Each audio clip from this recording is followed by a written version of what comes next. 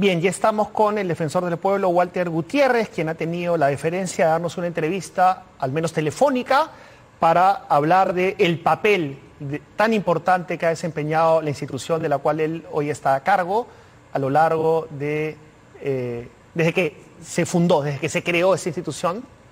Ha desempeñado un papel importantísimo y hemos escuchado unas declaraciones en primera vuelta del candidato Pedro Castillo respecto a que hay que desactivar la Defensoría del Pueblo. Después la matizó, le ecualizó, digamos, pero se habló del tema. Y la Defensoría del Pueblo siempre pone los faros en los grandes problemas nacionales también, además de atender cientos de demandas ciudadanas de diverso tipo, siempre pone los faros en el oxígeno, en los conflictos sociales, en los derechos humanos, y es por eso que es importantísimo su papel en el desarrollo de la vía nacional. Por eso Walter Gutiérrez ha querido hablar con nosotros para hablar del papel de la Defensoría del Pueblo. Buenas noches, señor Gutiérrez, doctor Gutiérrez. Gracias por estar en 2021. René, buenas noches, encantado de saludarlo. ¿Qué le parece que en una campaña tan intensa, pocas veces tan intensa, siempre son intensas las segundas vueltas, pero esto parece un coliseo romano, la verdad? ¿Qué le parece este ninguneo, esto de desactivar la Defensoría del Pueblo, porque no atiende? Le preguntó a los compatriotas que estaban escuchándolo, ¿a ustedes los ha atendido la Defensoría del Pueblo? Y ellos dijeron no, y eso es jugar con fuego. Bueno, creo que es una oportunidad para recordar que la Defensoría del Pueblo es una institución autónoma de rango constitucional que tiene por función la defensa de los derechos fundamentales y también supervisa los deberes del Estado, las funciones administrativas y la prestación de servicios públicos. A lo largo de los últimos 25 años, la Defensoría del Pueblo ha realizado sus funciones con bastante eficiencia, no obstante que los recursos con los que cuenta son extremadamente limitados. Ha centrado su enfoque de acción básicamente en las personas más vulnerables, los pueblos indígenas, niñas, niños y adolescentes, personas con discapacidad, migrantes, adultos mayores, en fin. A mí me hubiera gustado que los candidatos, por ejemplo, revisen el informe que en noviembre de 2016 hicimos a propósito de todo el sistema de salud y donde dimos cuenta de las precariedades, las limitaciones que tenía el sistema de salud. Me estoy refiriendo a noviembre del 2016, una supervisión que se hizo en la cancha, no es una supervisión de escritorio. Le dábamos cuenta de todas las precariedades y instábamos al gobierno a que se fortalezca todo el sistema y subsistemas de salud, y que en ese momento ya señalábamos que no íbamos a poder hacer frente a crisis sanitarias. Entonces, creo que es una ocasión para que los candidatos entiendan, comprendan cuál es la labor que ha cumplido la Defensoría del Pueblo a lo largo de todos estos años, y más bien, por el contrario, busquen de fortalecer la Defensoría y también otras instituciones que forman parte del sistema democrático, el sistema constitucional y que garantizan derechos. Claro, y siendo la Defensoría tan importante además, ¿no?, que vela por las personas más indefensas, por eso se llama Defensoría del Pueblo, justamente, del pueblo, una palabra tan usada en las campañas electorales. Y además, como usted dice, se advirtió esto, que era una verdad prepandémica que la pandemia nos la enrostró, ¿no? Y usted ve realmente voluntad política de ambos candidatos, incluso el Parlamento elegido, de reformar completamente el sistema de salud. Bueno, este es un imperativo inexcusable, ineludible: reformar, fortalecer el sistema de salud. Tanto el legislativo como el ejecutivo, que son los poderes políticos, tienen que entender dos cosas. En primer lugar, que el poder al que acceden es un poder temporal y limitado, con limitaciones. En un caso, los actos de gobierno, y en otro caso, los actos legislativos. Ellos no tienen competencias para desmontar, para debilitar, y mucho menos someter otras instituciones. Me refiero al Tribunal Constitucional, al Poder Judicial. O sea, ¿está preocupado usted por las declaraciones en campaña? Yo lo que estoy preocupado es por lo que ha pasado en la historia inmediata del país, porque, mire René, tanto el legislativo como el ejecutivo en los últimos años han estado aparcados en un conflicto permanente, en ver quién tiene más poder, sin darse cuenta que ese poder, como digo, es limitado y es temporal y es acotado, y que más bien, por el contrario, tienen el deber de colaboración para que se materialicen los derechos. Entonces, con esa historia inmediata que todos conocemos, que nos ha llevado a esta situación, los candidatos tienen que comprender que si llegaran algunos de ellos al Ejecutivo y el Legislativo, están obligados a trabajar conjuntamente para reformar el sistema de salud, para materializar el acceso a la educación, para cerrar las brechas a las que usted ha hecho referencia en la entrevista anterior. Mire, estas discusiones que se tienen a veces en los medios, el ciudadano en el día a día, que lo que le interesa es el transporte, lo que le interesa es la salud, lo que le interesa es el trabajo, lo que le interesa es la educación, solo entenderá que el sistema constitucional y la democracia importa en la medida en que tengan acceso a estos derechos.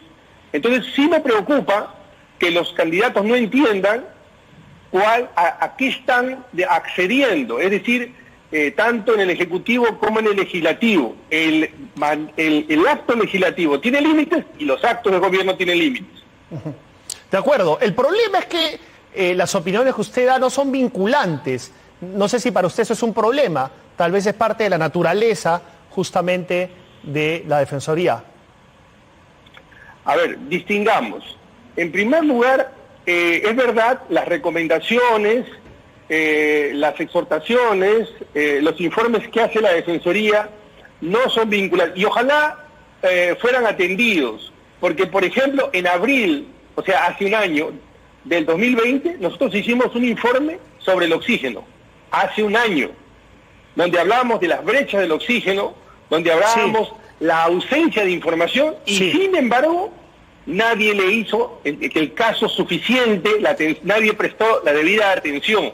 En efecto, los informes o las recomendaciones de la Defensoría no siempre son atendidas y se entienden por no vinculantes. Sin embargo, las interpretaciones que hace la Defensoría del Pueblo respecto de determinadas funciones o competencias están avaladas no solo por instrumentos internacionales a los que el Perú se ha adscrito y por sentencia del Tribunal Constitucional que sí son vinculantes.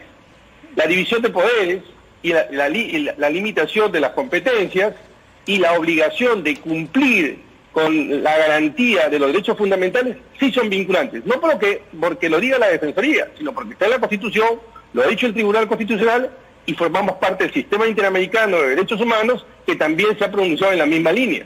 Claro, y hablamos en un plano ético, ¿no? En un imperativo categórico, digamos, porque como bien usted lo ha señalado, se habló de la crisis del sistema de salud, del tema del oxígeno, y no somos capaces de llevar a cabo esas recomendaciones. Ese es parte del problema. Ahora, ¿qué le parece la posibilidad de que, primero, imagínese que Pedro Castillo asume la presidencia y desactiva la Defensoría del Pueblo?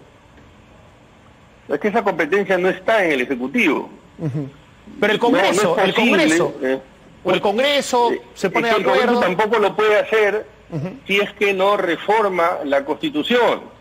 Ya le digo que existen mecanismos, candados, vías para poder modificar, cláusulas o núcleos duros dentro de la Constitución. Es como si dijéramos, a ver, ¿puede el Ejecutivo o el Legislativo abrogar algún derecho fundamental? No lo puede hacer. Esas son cláusulas inderogables. Pero esos derechos que son inderogables también tienen una arquitectura, un soporte institucional. Es decir, podrían desaparecer el Poder Judicial, podrían desaparecer determinadas instituciones, ahí podríamos estar a una línea de debate, pero desde mi punto de vista no se va a poder hacer desmontar la infraestructura constitucional en la que descansan estos derechos. Es decir, el derecho a la dignidad, el derecho a la salud, estos derechos fundamentales, por supuesto, son meramente nominales si es que no existe una institucionalidad que los soporte. De acuerdo, de acuerdo. Para terminar, señor Gutiérrez, ¿qué le parece la manera en que están haciendo campaña los dos candidatos? los dos, ¿no? Estos mítines, estas caravanas, estos debates medio circenses, ¿no? Digamos, con esa energía de Coliseo Romano, a ver quién va, tú vas, yo no voy, te chupas, arrugas, y la gente al medio en chota muriéndose, con el hospital colapsado y provocando manifestaciones masivas. ¿Qué le parece eso a usted? Bueno, sumamente inquietante, preocupante, porque el primer ejemplo que deberían dar los candidatos es el respeto a la ley, es el respeto a las reglas, es el respeto a un derecho tan básico, tan fundamental como el derecho a la salud. Un ejemplo que podían dar es el respeto justamente a estos límites que nos hemos puesto en este contexto de crisis sanitaria. Ese sería un buen ejemplo. Pareciera que han roto amarras, han divorciado de la realidad, ¿no? Hay una realidad en la que estamos viviendo. Lo primero, la regla básica, la fundamental, es el respeto a la ley, es el respeto a estos límites. Y son las personas que quieren ser presidentes del Perú, los dos quieren ser presidentes del Perú, y usted acaba de escribir cómo se zurran en el derecho a la salud, en las medidas sanitarias. Sí, precisamente hace un momento decíamos quienes pretenden acceder a la presidencia de la República tienen que comprender que están por debajo de la ley, no por encima de la ley, y tienen que entender que ese poder es limitado y es temporal. Los anteriores presidentes que no han entendido esto, mire usted cómo han terminado. Y lo estamos viendo en campaña y por parte de los dos, hay que decirlo. Es inquietante para la Defensoría, es preocupante a ambos. Ok, doctor Gutiérrez, muchísimas gracias por darnos esa entrevista y haber hecho esta invocación que realmente nos tiene muy preocupados a todos por las consecuencias de contagio que puede haber. Muchísimas gracias por estar en 2021. Vamos a una pausa y volvemos.